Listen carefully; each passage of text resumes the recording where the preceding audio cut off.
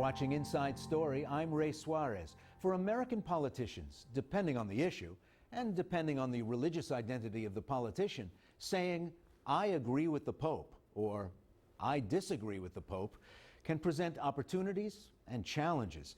During the long pontificate of John Paul II, Republican politicians were happy to cite the Polish Pope's anti-communism and his opposition to abortion, and significantly more sotto voce when it came to stinging critiques of modern capitalism or the death penalty as practiced in America.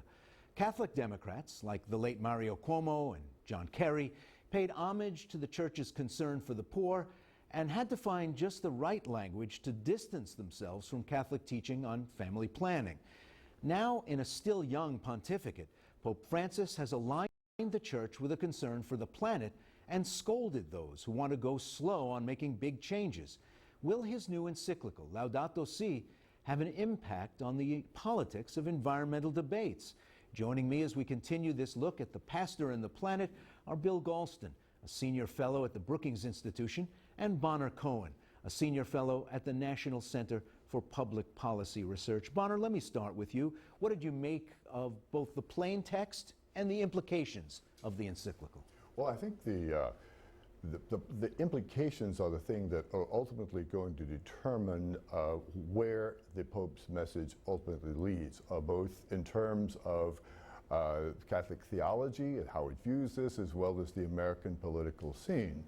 Now, he pointed out that, in essence, we need to take action, that things need to be done. And of course, the question here was, what will be done? What will the implications be of all of that? I noted in your conversation with Father Bretsky that millions and millions and millions of Catholics live in parts of the world which are very vulnerable to different times of climatic change, and it's absolutely true.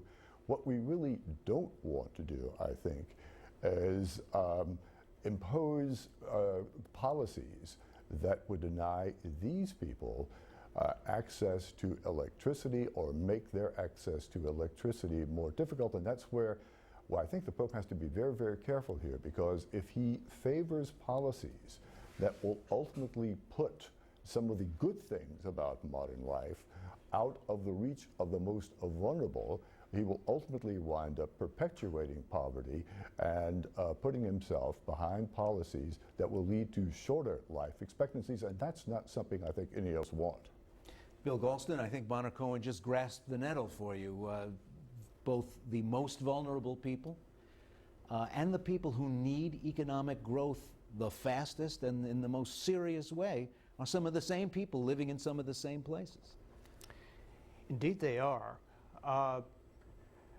And I think we have to begin by looking at the momentous economic changes of the past 30 years. It's a cliche, but it's also true to say that more people have been lifted out of poverty during the past 30 years through standard processes of market-driven economic development than in any time in human history. And so the moral gap between the market and the well-being of the least among us may not be quite as great as one would infer from the words themselves of the Pope's encyclical. And at the same time, the Pope, speaking from a very distinctive personal experience, no doubt has seen substantial portions of South America and other places environmentally despoiled to some extent through development, and I'm sure that's had a big impact on his thinking. But he does not want to throw the baby out with the bathwater, and a critique of consumerism, European or American style, is not quite to the point when we're talking about people who've been mired in poverty for generations and who desperately want to get out of it. One phrase jumped out at me at several points: ecological spirituality. We don't usually talk about that. Does he inject it into the conversation through the force of something like this document? Well, he certainly does, and he comes by it honestly. He chose the name Francis very deliberately. And what is so conspicuous for this non-Catholic reading the encyclical is the passionate invocation of St. Francis and the reverence for all aspects of God's creation that St. Francis not only preached but practiced.